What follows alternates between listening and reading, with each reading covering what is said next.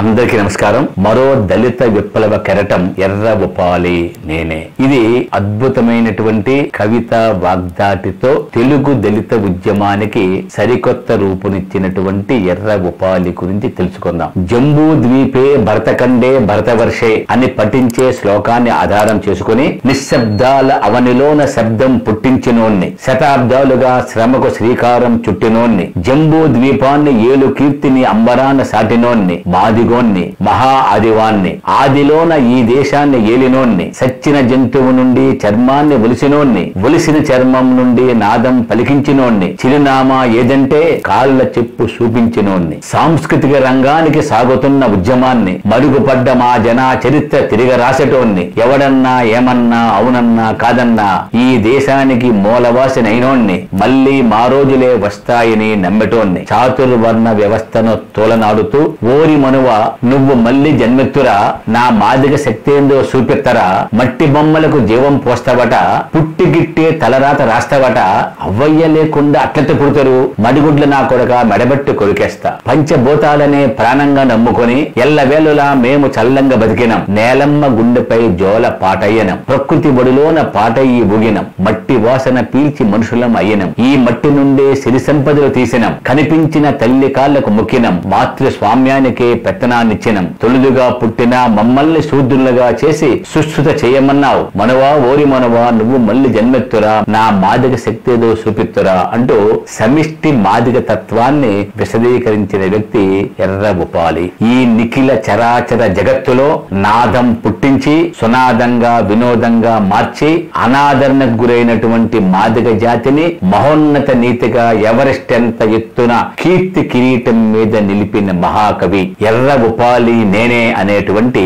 ఈ కవి గురించి వారి మాటల్లోనే విందాం. పేదరికం నా ఇంటి పునాదులు, దారిద్ర్యం నా ఇంటి అలంకరణలు, దౌర్భాగ్యం నా సౌభాగ్యాలు, కష్టాలు కన్నీళ్లు నాకున్న సిరి సంపదలు, కష్టాల సామ్రాజ్యానికి నేను సామ్రాట్టుని, కలతో వారధి నిర్మించుకున్న మహారాజుని, ఈ లోకానికి సేవ చేసే కులంలో పుట్టినోన్ని, కటిక పేదనైన కాకి బలగం ఉన్నవాన్ని, పల్లవులతో ప్రాణం నిలుపుకుంటున్నవాన్ని, బ్రతుకు పాటనై దర్వేస్తున్న వాన్ని, కూటికి లేక చెప్పలే గాని నా గుణం సక్కని జనబలం ఉన్నాక నాకేం తక్కువ అంటూ మితిమీరిన ఆత్మవిశ్వాసం ప్రకటించిన వ్యక్తి కాదు, ఒక వ్యవస్థ. అత్యుత్తమ అక్షరాల ఆత్మ గౌరవ ప్రతీక, తిరుగుబాటుకు పురోగమన ప్రతీక ఎర్ర ఉపాలి. అసలు పేరు ఉప్పులయ్య, తల్లి కందుల చుక్కమ్మ, తండ్రి సిద్ధయ్య. యాదాద్రి భువనగిరి జిల్లాలోని రఘువాపూర్ గ్రామం. వాళ్ళ అవ్వతో కలిసి పేదరికంతో ఉన్నప్పుడు కూలికి వెళ్లేవాడు. తల్లితో పాటు ఉన్నటువంటి తల్లుల పాటల్ని పదాలని పాటలుగా మార్చి పాడేవాడు. ఆర్థిక పరిస్థితుల వల్ల పాఠశాలకు వెళ్ళలేకపోతూ ఈ పాటల్ని పాడుతూ ఉన్నప్పుడు ఆ ఊరికి ప్రధానోపాధ్యాయుడిగా వచ్చినటువంటి పోతుగంటి నరసింహారెడ్డి చదువు లేకుండానే పాటలు పాడుతున్నటువంటి ఎర్ర ఉపాలిని చూసి వీరికి అక్షరాలు నేర్పిస్తే వీరి పాటలు వీరే రాసుకొని పాడుకుంటాడు అనే ఉద్దేశంతో అతనికి రాత్రి పాఠశాలలో పెద్దబాల శిక్ష వరకు చదివించడం జరిగింది. ఆ విధంగా పోతుగంటి నరసింహారెడ్డి నేర్పినటువంటి అక్షరాలే ఆలంబనగా చేసుకుని ఆసువుగా పాటలు రాసుకొని పాడుతూ వచ్చాడు. అంటరాని నాటి అవమానమే కంటి కన్నీరై కారింది, పాటగా మారింది. అందుకే అందరూ ఒకటేనని, సాటి మనిషిగా మానస వీణను మీటాను అని చెప్పడం జరిగింది. ఆ పాటల్ని మొదటగా పల్లె గొంతుక అనేటువంటి పేరు మీద పుస్తకంగా ముద్రించాడు. ఆ పాటల్ని అమ్ముకుంటే ఎంతో డబ్బు వచ్చినప్పటికీ పాటల్ని అమ్ముకోక పాటల్ని నమ్ముకున్నటువంటి గొప్ప పాటగాడు ఎర్ర ఉపాలి. విప్లవోద్యమంలో మిళితమయ్యాడు, అనేక ఉద్యమాల్లో పాల్గొన్నాడు, అరెస్ట్ అయ్యాడు, దళిత ఉద్యమాల్లో తన పాటలతో హుషారెక్కించాడు, అనేక కేసుల్లో ఇరుక్కుని జైలు పాలయ్యాడు. బ్రతుకంతా ఆకలి బాధలు ఒకవైపు వెక్కిరిస్తున్నా వెతుకుంటూ వచ్చినటువంటి తెలంగాణ ప్రభుత్వం ఇస్తున్నటువంటి ఉద్యోగాన్ని కాదని, నేను ఎవరి దగ్గర ఉద్యోగం చెయ్యను అని తిరస్కరించి ఆత్మస్థైర్యాన్ని నింపి ఆత్మ గౌరవానికి చిరునామాగా నిలిచిన వారి పాటలు నడిచే కాలం మీద చెరగని ప్రజా జీవిత సంతకాలు. తన సాహిత్యానికి సాష్టాంగపడే సినిమాను కాదని, తలరాత మార్చుకొని నిరుపేద తన గురించి చెప్పుకున్నట్టు తన కంటిక దారిద్ర్యం అనుభవించిన ఆకలి పేగులకు ఉరులేసి కన్నీళ్లను దిగమింగి కలకాలం పాటై బతికినోడు ఎర్ర ఉపాలి. చనిపోయే నాటికి ఇల్లు కూడా లేనివాడు, తన బలం లేదు, తానే చెప్పుకున్నట్టు కాకి బలగం కలవాడు ఏమీ సంపాదించుకోకుండా తన పాటలతో సమస్త జన సమూహాన్ని సంపాదించుకున్న ఎర్ర ఉపాలి అందరికీ ఆదర్శం. ఇంకా తన గురించి చెబుతూ నేను మాదిగజాన్ని, అవమానాల నుంచి ఎన్నో అగ్నిగుండాలను దిగిమింగునోన్ని, ఆవేశంతో మండే సూర్యునిలా గుండె గూడెంలో దండు కవాతున్నవాణ్ణి, బహిర్గతంగా చూస్తే అహంకారాన్ని, అంతర్లీనంగా చూస్తే అంతరాత్మని, ఆది అంతము నేనే అన్న జాంబవంతుని వారసత్వాన్ని నేనే నిశ్శబ్ద సముద్రాన్ని, సృష్టి లయాకారుణ్ణి, పంచభూతాల ప్రాణాన్ని, నవనాడుల నాభి కేంద్రాన్ని, ఇంకా తన గురించి చెబుతూ ప్రకృతి పూసిన పరిమళాన్ని, ఎట్టి మనుషుల మట్టి రూపాన్ని, వస్తున్నా సుడిగాలై లేస్తున్నా సునామీరా చుట్టుముడుతా, గమ్మున ఈ మనువాదాన్ని ఈ మట్టిలోనే పాత్ర పెడతా అంటూ తన అంతరాత్మను ప్రకటించాడు. కాకి అందరూ అపశకుని పక్షిగా చూపుతుంటే ఉపాలి మాత్రం కాకిని ఆదర్శంగా తీసుకుని కాకి కాలజ్ఞాని అంటూ చెప్పినటువంటి ఒక గీతాన్ని చూద్దాం. కాకమ్మ ఈ లోకము నీకెంతో రుణమందమ్మ, కన్నమ్మ కడుపు కాలిన సాదే గుణము నీదమ్మ, లోకాన తొలుగురువు నీవమ్మ, నీ త్యాగాలనే మరువలేనమ్మ, సన్నిధిగా ఇంటికొస్తవు మా చుట్టాల జాల తెస్తవు, పేగు బంధాలను కలుపుతవు ఏవీ కావు శాశ్వతమంటూ తెలుపుతవు, ఆశలెన్నో నూరిపోస్తవు మొక్కులెన్నో అందుకుంటవు, ఇచ్చే గౌరవాన్ని పుచ్చుకుంటవు, గుండెవే కొట్టుకుంటవు వచ్చి పెండకూడిని ముట్టుకుంటవు, కాకమ్మ ఈ లోకము నీకెంతో రుణముందమ్మా, కన్నమ్మ కడుపు కాలిన సాకే గుణము నీదమ్మా, మంత్రసానిగా నడుము గడుపుతవు, ఆ కోకిలకు పూడు పోస్తవు, దాసిదానిగా సేవ చేస్తావు, దాన్ని పెంచి సాగి పెద్ద చేస్తావు, ప్రాణంగా రెక్కల్లో దాస్తావు, పురుగు పూసి ముట్టకుండా చూస్తావు, దాని కుతంత్రాలకు మోసపోతావు, ఒంటరివై మిగులుతుంటవు, కంటి శోకంతో మునుగుతుంటవు, కాకమ్మ ఈ లోకము నీకెంత రుణముందమ్మా. ఇక్కడ మనం గమనించాలి, కాకి గుడ్లలో కోకిల వచ్చి తన గుడ్లను కూడా పెట్టినప్పుడు కాకి తన గుడ్లుగా భావించి వాటిని పొదిగి మంత్రసానిగా చేసి పిల్లల్ని చేసి పెద్ద చేసిన తరువాత అవన్నీ ఎగిరిపోయి కోయిలుగా మారిపోయి కోకిలుగా వెళ్ళిపోతాయి. కాకి మాత్రమే కోకిలని ఆ గుడ్లని ఆ పిల్లల్ని సాకినప్పటికీ కూడా కోకిలకు ఉండేటువంటి గౌరవం కాకి రాలేకపోవటం ఆశ్చర్యం. బ్రాహ్మణ వాదంపై విల్లు నెక్కుపెట్టి మనువాదుల అరాచకాలపై కన్నెర్ర చేశాడు.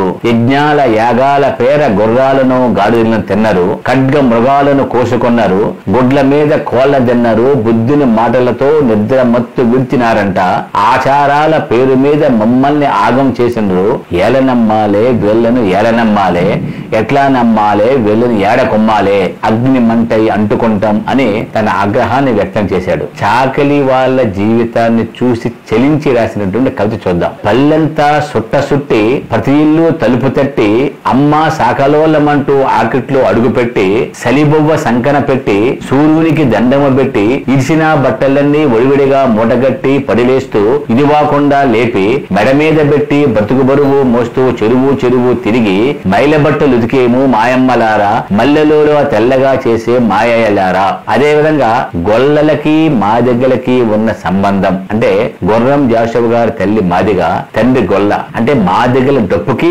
గొల్లోళ్ళ డోలుకి రక్త సంబంధం ఉన్నది చెబుతూ చెప్పినటువంటి కవిత చూద్దాం.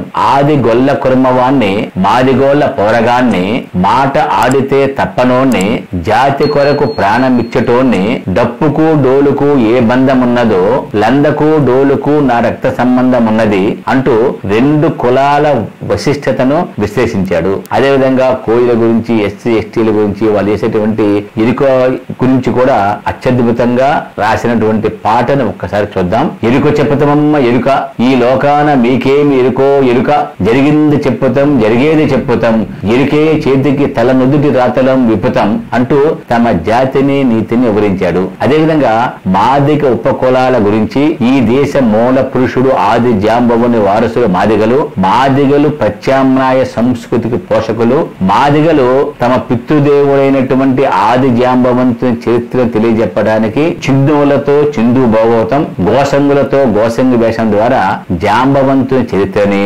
మాస్టిలతో కథాగానం, డక్కల వారితో పటం, నులక చంద్రులతో పవచనం, ఆయా ఉపకులాలకు త్యాగం ఇవ్వడం ద్వారా నిష్ఠగా అన్ని కులాల గురించి అద్భుతంగా తన రచన ద్వారా వివరించిన వ్యక్తి ఎర్ర ఉపాలి. చిందుల గురించి అద్భుతంగా చెప్పిన మాట.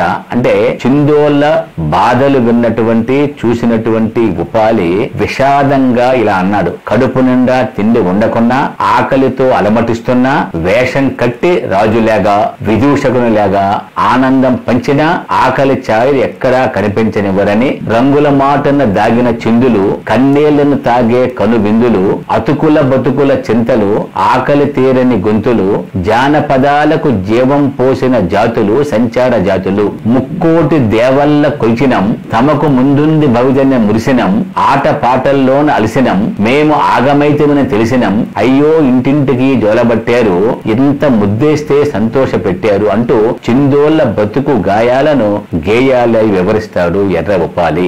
డక్కలోల గురించి అంటే మాదిగల కంటే ముందుగా అక్షరం నేర్చుకున్న ఉపకులం డక్కలి వాళ్ళు. మూలవాసుల్లో అక్షరాలకు జీవం పోసింది వీళ్ళు. తాళపత్ర గ్రంథాలను సృష్టించింది వీళ్ళు. చదివారు, వ్యాఖ్యానించారు. వీరు భూత వైద్యం, చెట్ల వైద్యం చేస్తారు. మాదిగలకు వీళ్ళు అంతరాని వారిగా కొనసాగిన జాంబవంతుని చరిత్రను పటం ద్వారా వివరిస్తారు. డక్కలోలమయ్య మేము డక్కలోలము, దిక్కుముక్కు లేక బక్క చిక్కినోళ్లము, పంచే ప్రాణంగా కంచే చేలను కాపాడుతాం, పంచములుగా పేరుబడ్డ సంచార జీవులం, ఆది గురువు మా తాత విన్నారయ్య, మా తాతలకు ముత్తాత జాంబవుడయ్య. అదేవిధంగా మాదిగ దండోరాకి సంబంధించి భరతఖండే, భరతవర్షి, జింబూద్వీపి అంటూ వేద మంత్రాలు చదివే బ్రాహ్మణుల కంటే ఈ దేశపు మూలవాసులు మాదిగలు. చీమకు కూడా హాని చెయ్యని జాతి మాదిగ జాతి. తరతరాలుగా అణచివేతకు గురి అవుతూనే ఉన్నారు.